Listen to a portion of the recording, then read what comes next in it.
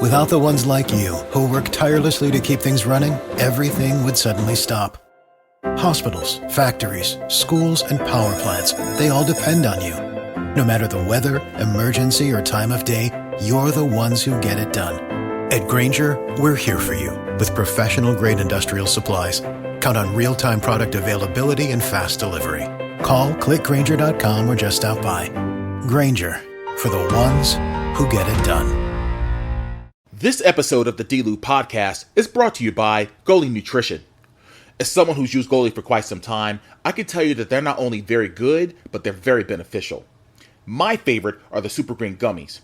The Super Green Gummies are uniquely crafted with a spectrum of essential nutrients such as vitamins A, B12, folic acid, and thiamine. It supports a healthy liver function, healthy nervous and immune system, digestive health, a boost to your metabolism, and overall health and well-being. There are no artificial sweeteners, flavors, or colors from artificial sources. They're vegan-friendly, gluten-free, and gelatin-free. All loyal listeners of the D-Lew Podcast get a special 10% discount at checkout. Go to goalie.com, use promo code DLEW. That's goalie.com, use promo code DLEW. If you or someone you know is having thoughts of suicide or experiencing a mental health or substance use crisis, 988 provides direct connection to free, confidential, and compassionate support. When you call, text, or chat 988, you'll be quickly connected to trained crisis counselors who will listen to your concerns, provide support, and connect you to additional resources if needed. There is hope. The Lifeline WORKS. You are not alone in crisis. For 24/7 confidential support, just call, text, or chat 988. This podcast is a Believe Network and Siete production.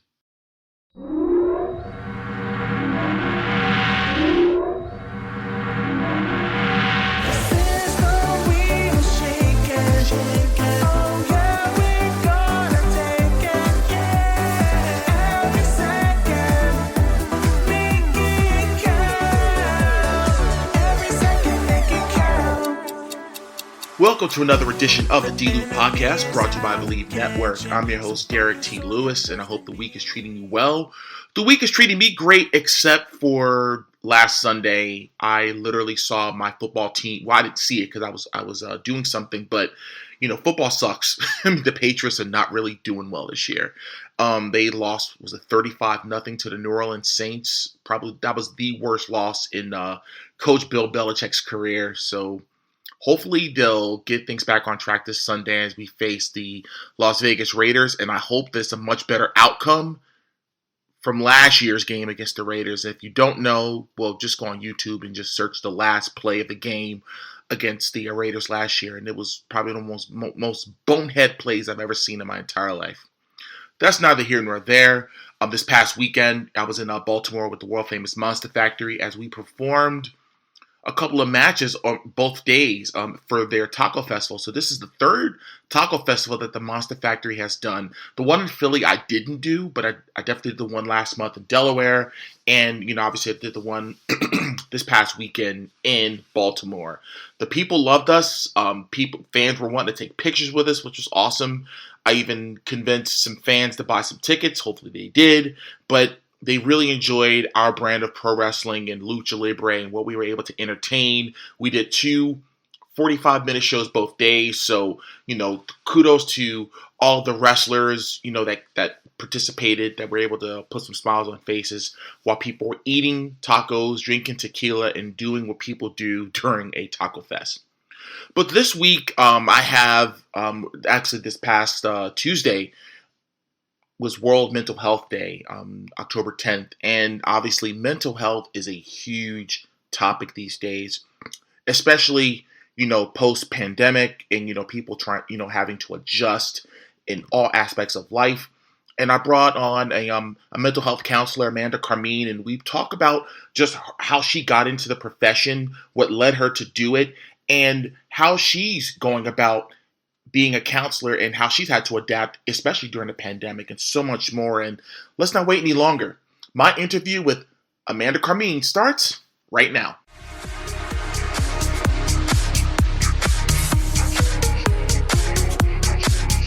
Well, ladies and gentlemen, it gives me great pleasure to introduce licensed counselor, master mindset coach, Amanda Carmean. Thank you so much for coming on. How are you? Hi, Derrick. It's an honor to be here. Thank you so much for this opportunity. I'm well. How about yourself? I'm doing great. Thank you for asking. But, as we record this on October 10th, it is National Mental Health Day. And I thought, it would be a really good opportunity to really discuss, all the aspects of mental health and things of that nature. So if you can give the people a little bit of, as far as the background in regards to what you specialize in your practice. Sure. So I've been at this for 20 years or so. And what I do is I specialize, I have Delaware counseling, and that is specifically private practice for mental health. And then I also do master mindset coaching for performers, artists, athletes, helping them with that emotional wellness and overall well-being. Wow. So you're talking about athletes. So you mean, so let me just backtrack a little bit. So when you talk about working with athletes, is it overcoming some challenges with what they're doing in regards to, because you see players go through it all the time where they may be in a slump or something like that. So absolutely. Is it some of those things? Absolutely. So what I've experienced is I've seen either athletes that are displaced maybe due to an injury, unforeseen circumstances, and then they're trying to figure out how to, reassimilate into what they're doing. When you're an athlete and your body's conditioned and your mind is conditioned to practicing most days of the week, and that's what you're living and breathing. When you're not doing that, it just feels completely unnerving. You just don't know how to handle it. So sometimes I deal with that, help clients with that, but also it may be the anxiety from the performance and the pressure. And I think we need to elevate that conversation on how much pressure is put on our athletes and performers. But if we're talking about specifically with athletes, how much pressure is put on them mentally to perform. And not only that, once they achieve a certain level, it could be self-imposed pressure, it could be other pressures, but then it's like now they have to either one up that level or they have to maintain that level. And if they deviate, they don't want to let down the fans, they don't want to let down family or other people that are involved. So there's a lot of anxiety that's involved with that. Yeah, because if you think about, obviously what athletes make is public knowledge. So I can only imagine if let's say if a quarterback at the quarterback market is just insane these days, over $200 million, and they have to live up to that contract.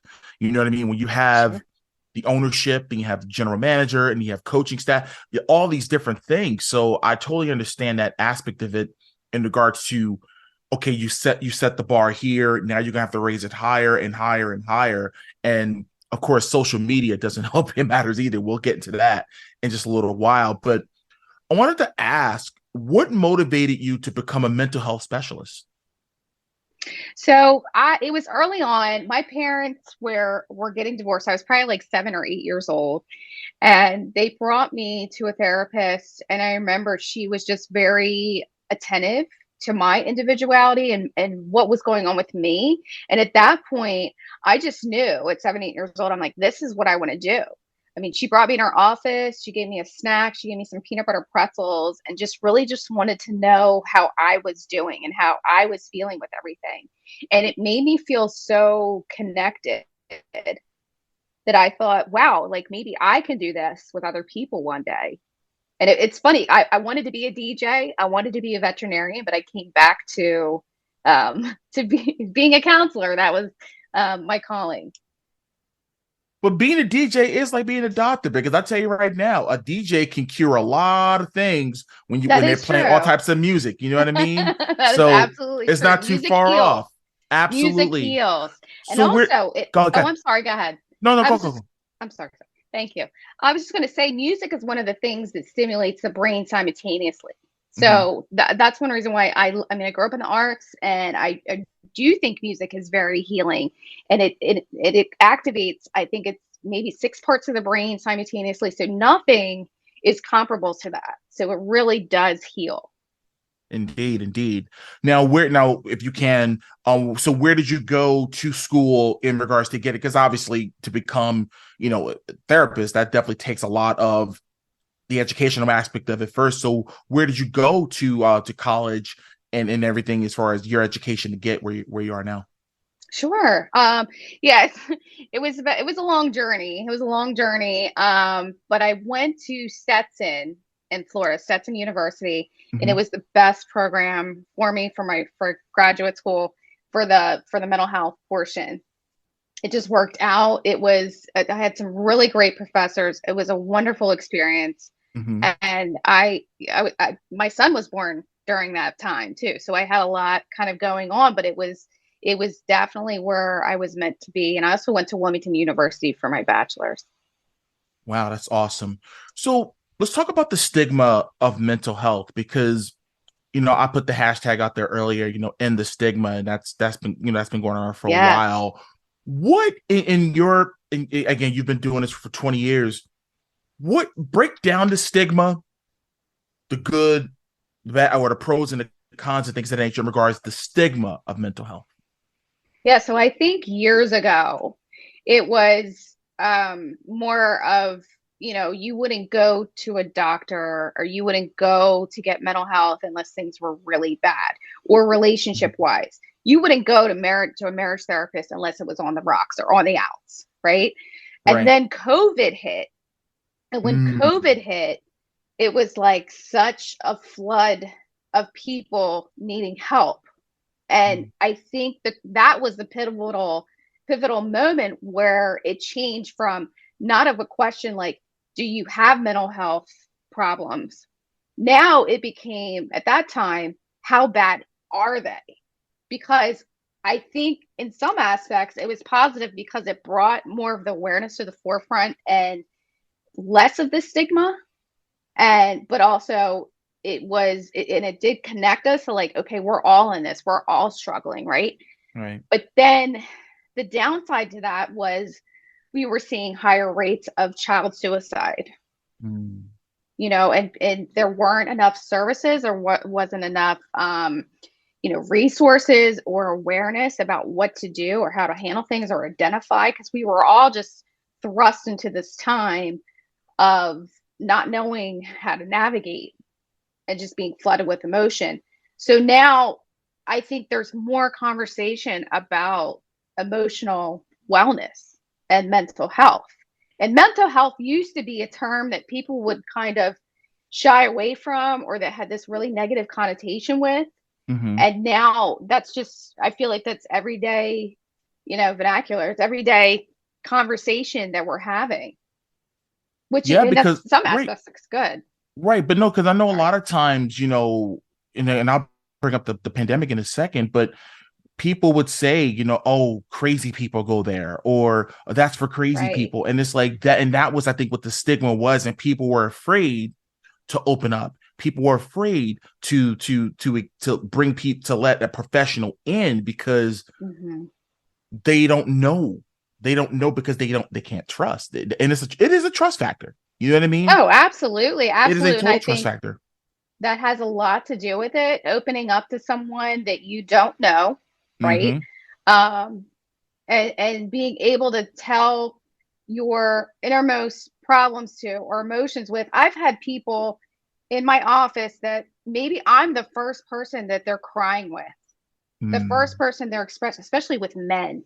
I may be the first person that they're actually spilling their guts to and talking about their feelings with. And they could be 40 years old. And this is the first conversation they've had. But not only that, I think it's important to take into consideration culturally.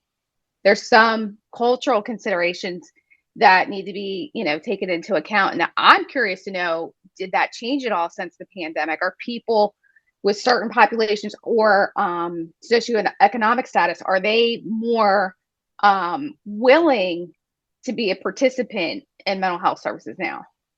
We know domestic violence went up. We know, like I said, child suicide rates went up, and there weren't enough services. There weren't enough resources. So as a professional, how did you navigate through the pandemic?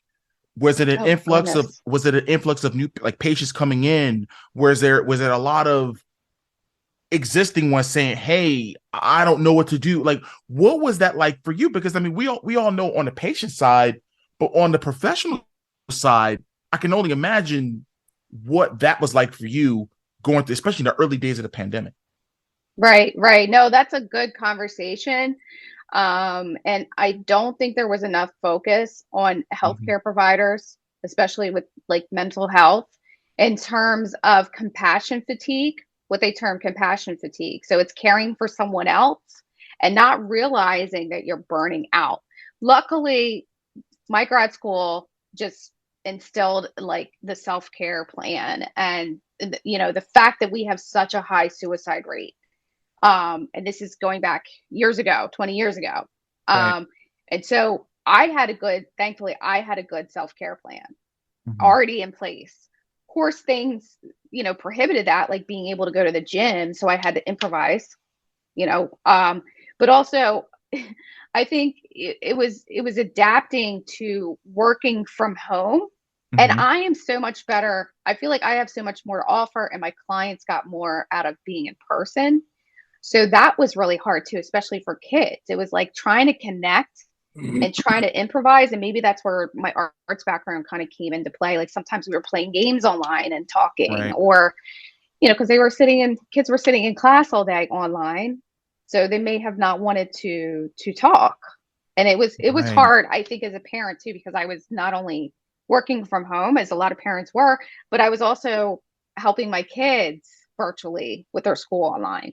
So it was a huge juggling act. And I think that was the first time I really felt shook in the field, but it took me a while because I'm the type of person that will experience things weeks or months later. In the Right. moment, I'm just going to tackle it. I'm just going to handle it. But after that, I think is where I kind of realized, like, wow, this compassion fatigue is so true. It's so prevalent, and it was such a big problem with the healthcare field. Then we weren't really able to address that. Yeah, and I mean there it was like that was if I can sum up one word for that time will have to be adjustment.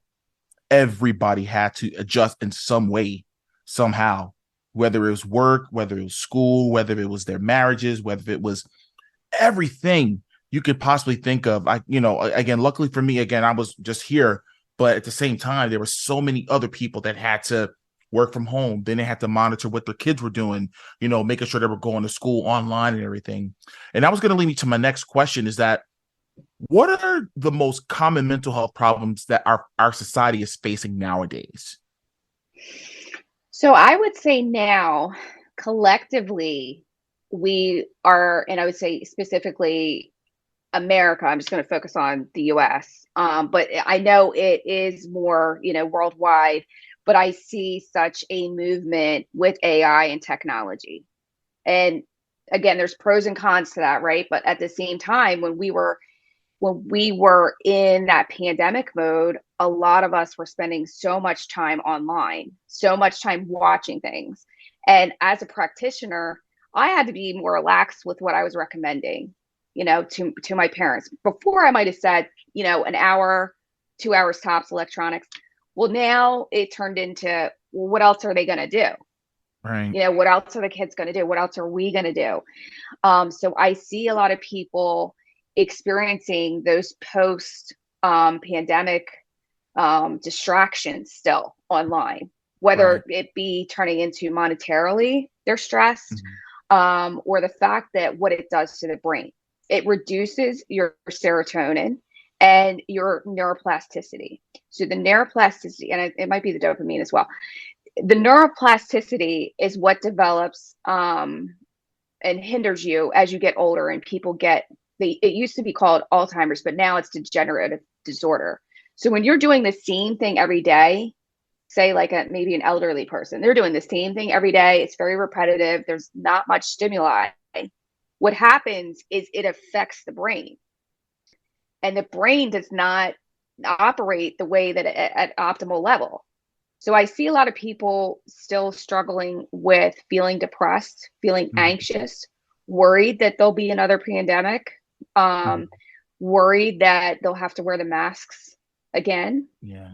But also, I think one of the biggest problems is that we don't know how to manage such an influx of technology because our conscious has become more, adaptable to the fact that we're having higher and longer exposure to technology. And while some of that is great, I think it's hindering our ability to think and cognitive reasoning and a lot of different things with the brain. And it's just like we're kind of being numb and then distracted. And it's impacting, like I said, financially, relationship wise, or just feeling like you have enough energy.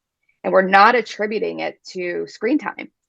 Right. And I mean, I think the technology aspect of it definitely affects relationships.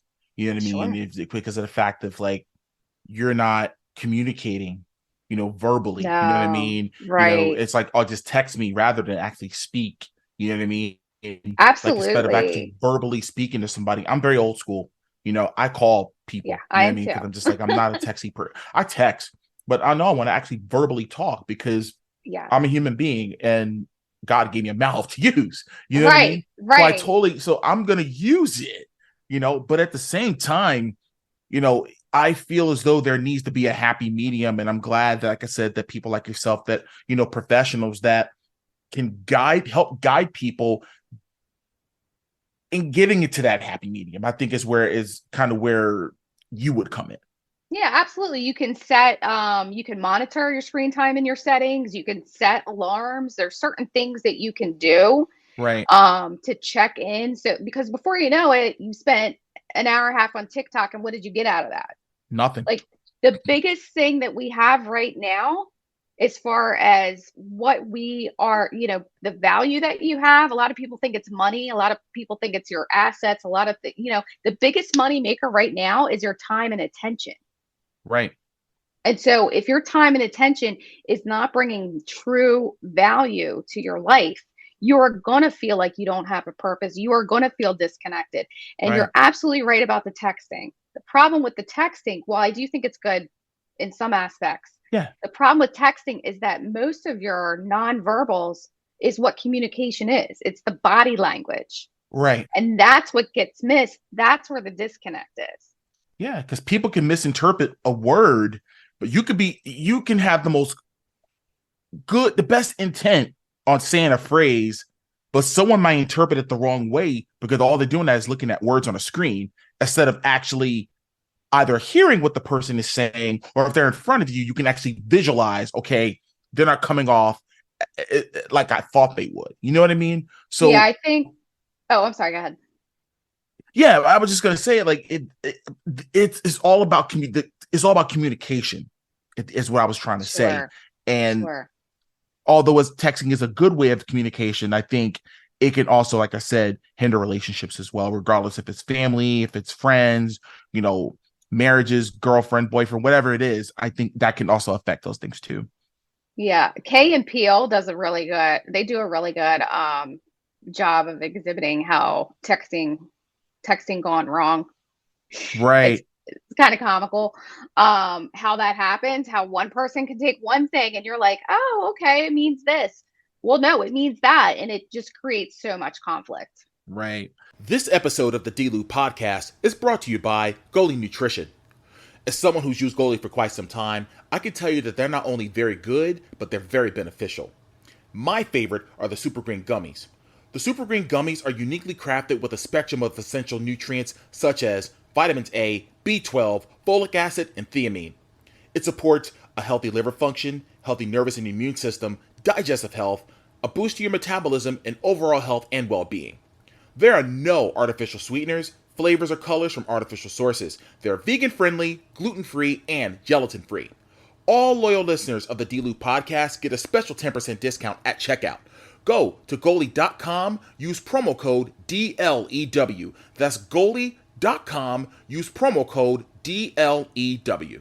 Now, when is it, in your opinion, when is it the right time to consider going to see a therapist? I think, I mean, this is just me being the therapist, right? Like, I think we all need someone to talk to unload with, to sort things out, to just have that sounding voice sometimes. Mm-hmm. And yes, it does involve trust. But some of us are so willing to go to the doctor for a checkup or when we feel sick, but we won't take care of ourselves. And that's preventative, right? Preventative Mm-hmm. measures, right? Physically and emotionally. We just kind of, and they are symbiotic. They go hand in hand. So when you're not feeling good physically, chances are you're not feeling good emotionally. When you're not feeling good emotionally, chances are you're not feeling good physically. So we need to be able to recognize that this is like an ongoing thing that we need to nurture and have addressed. But of course, if it's impacting your job or your relationships or your daily functioning, or you feel like you can't get out of bed, if you feel like you're too worried, if you feel like you're too distracted, that's Mm-hmm. what a counselor, that's what, a coach is for. Right. Now, what are the simplest approaches to improve mental well-being? I think one of the simplest things is to look at it from a perspective of what is realistic and achievable. So, like, for instance, with the gym, a lot of times I see people set out those New Year's resolutions, right? They're like, I'm going to go to the gym every day. Right. 7 days a week, I'm going to hit the gym. I'm going to go hard. It's going to be the best thing ever. I'm going to be ripped for summer. But the problem is that realistic with what they have on their plate?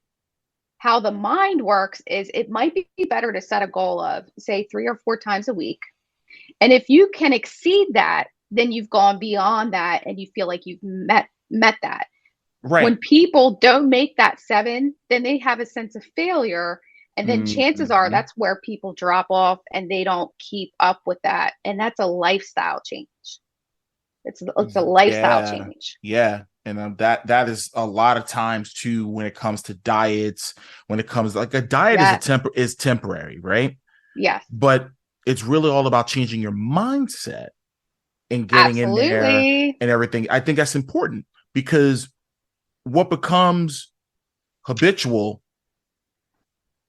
becomes the norm for you. Yes. They say that a routine has been made within 21 days. Right. So, but that has to be realistic.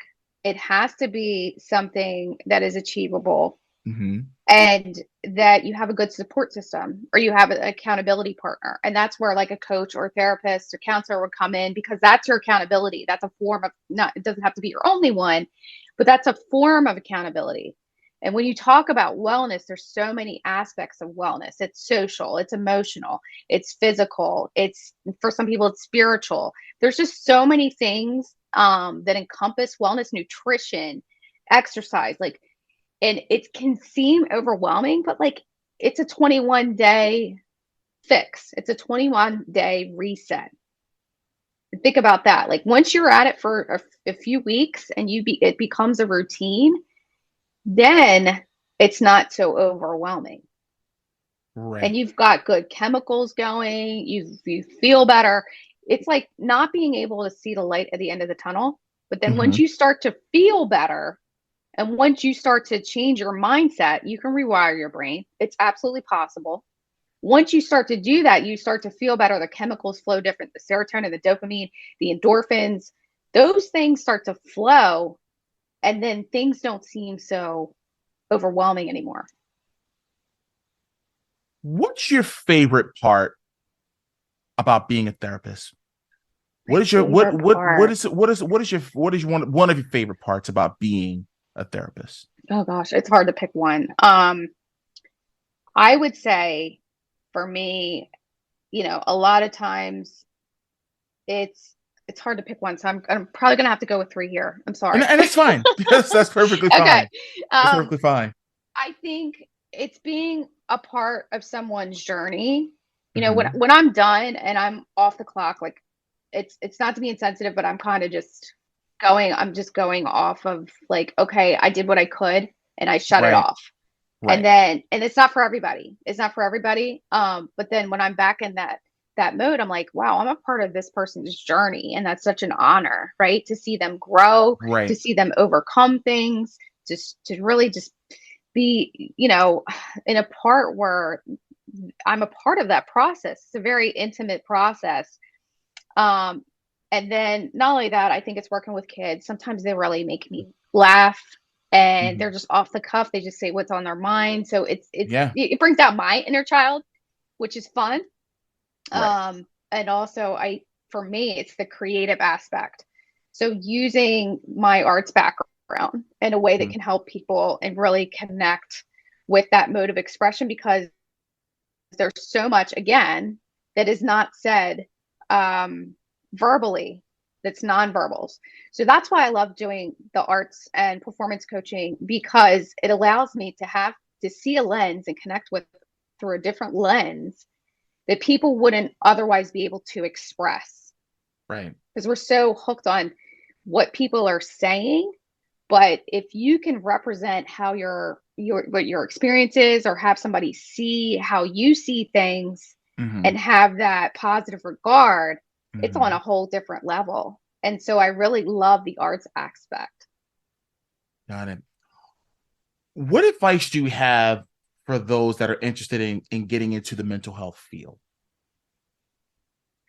I would say that it requires a really good self-care plan. Absolutely. You need supports.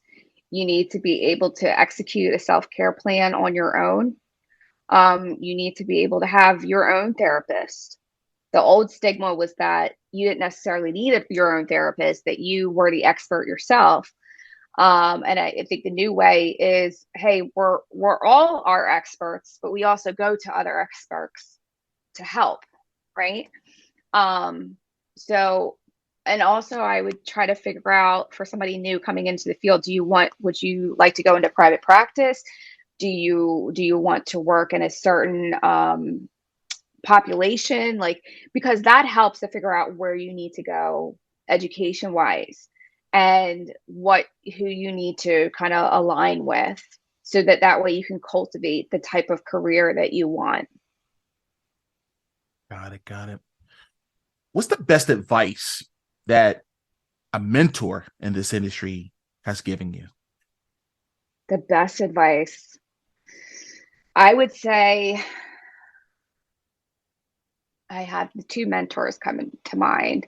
One was my first supervisor, and she had she was very seasoned, and she made sure that I was aware of my own roadblocks and reactions, because as a counselor, as a therapist, you have to be aware of when you're feeling triggered or when something is not, and why.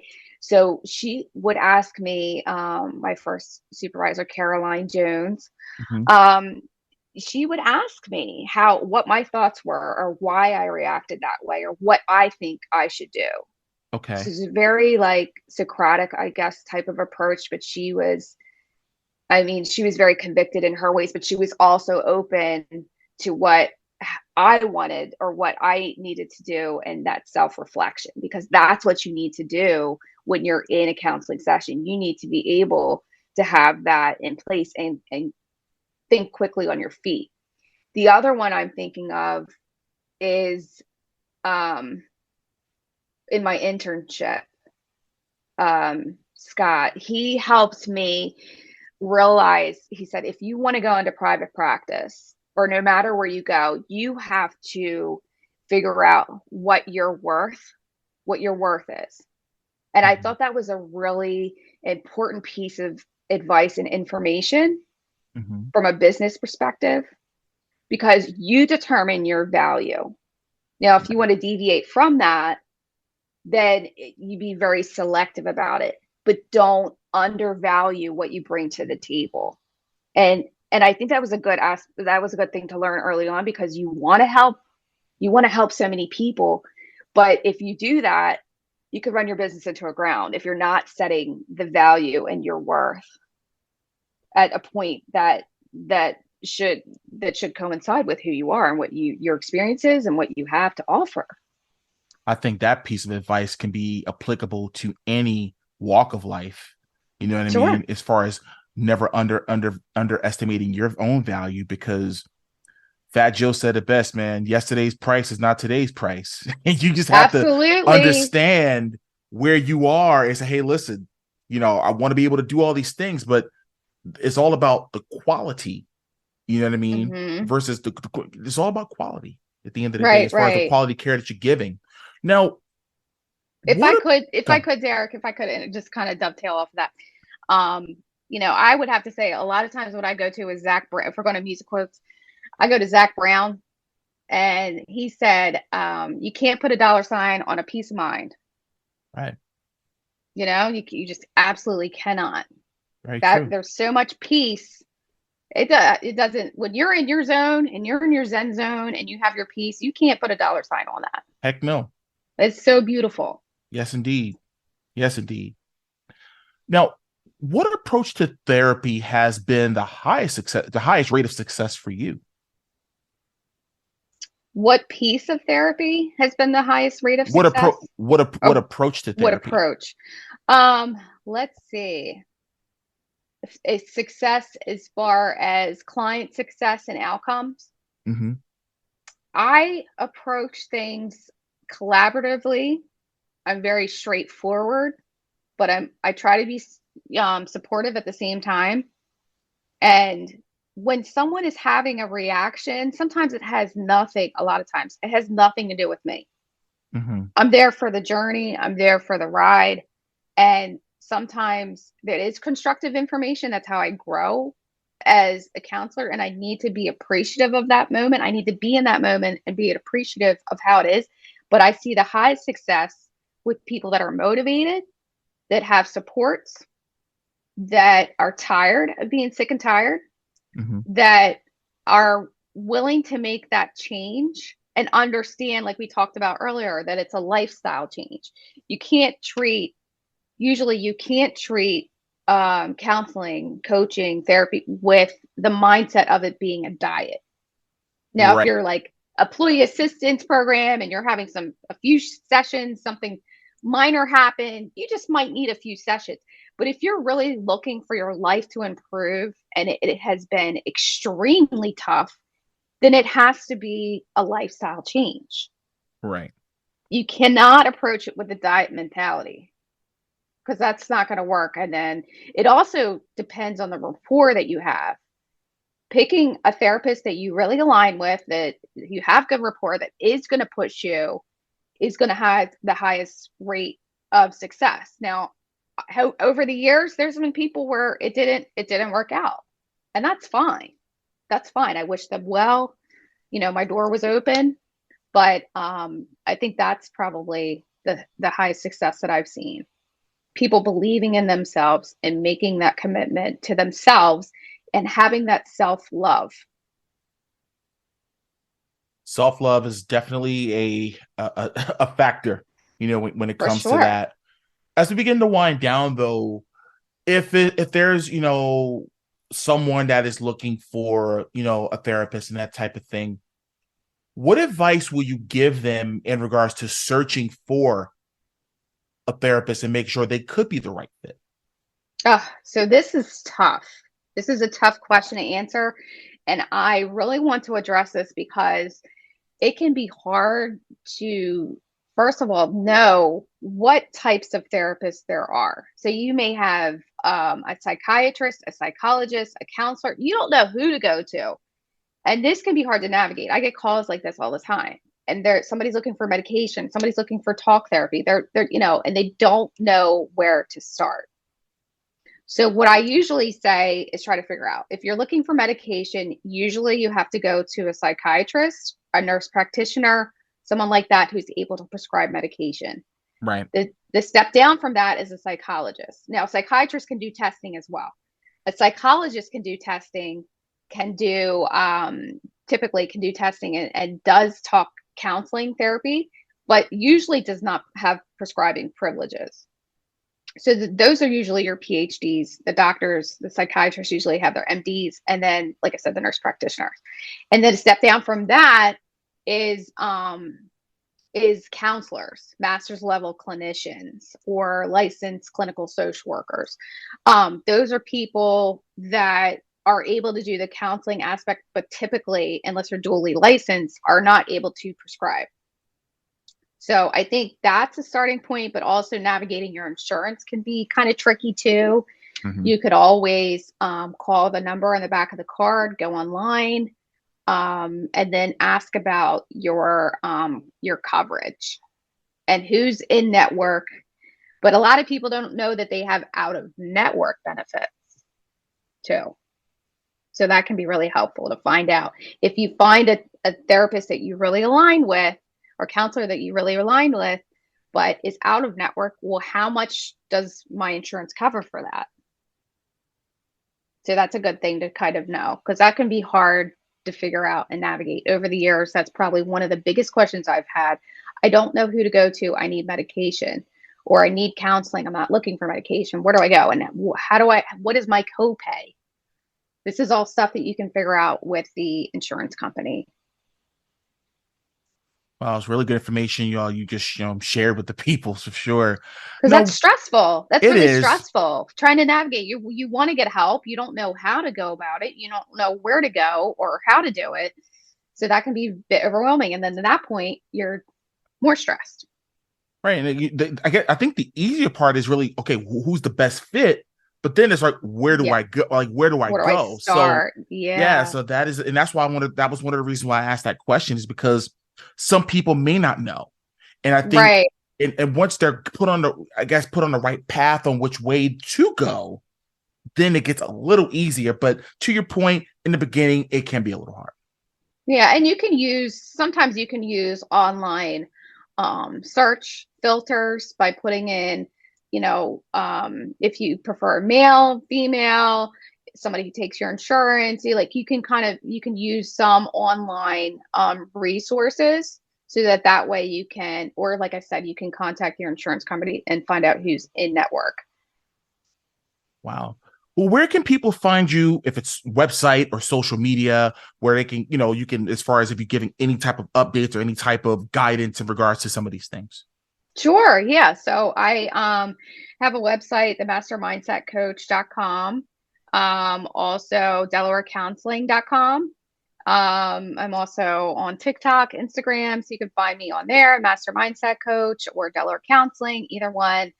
So that's where I'm probably most accessible. Awesome. Well, Amanda, it's been a pleasure having you on, and best wishes to you and again, all that you're doing in the field, because you're definitely most needed. Thank you so much, Derrick. I appreciate being here. All right. Well, that does it for this week's edition of the D-Lew Podcast. Once again, I want to thank Amanda for coming on to the show to talk about how she's contributing into bettering lives through mental health and within her profession. And I wish her all the best in what she continues to do. Once again, Espacion with me and Angie Stars on all music platforms. Okay, make sure you stream it. Okay, you can buy it actually on Amazon MP3 and iTunes. They still do exist.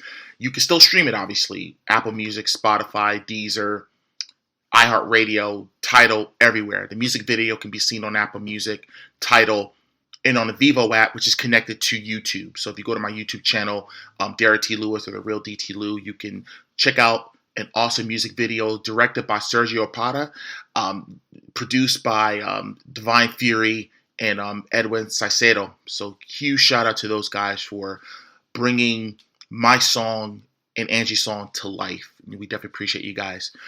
Subscribe, okay, to the D-Lew Podcast. Now, I know if this is your first time listening, or if you've listened before, you find it every week and you just want to listen to a new episode. Again, hit the subscribe button so you don't have to worry about that, okay?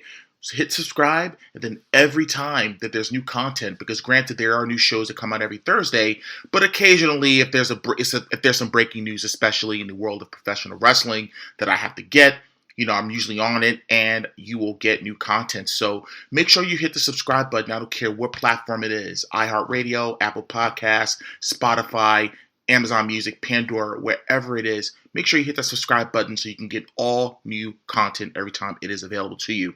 Social media, as I alluded to with YouTube, again, is Derrick T. Lewis or The Real D-Lew, but all of my social media, with the exception of Facebook, okay, and I'll get to Facebook in just a second, but all of my social media, any platform, is The Real D-Lew.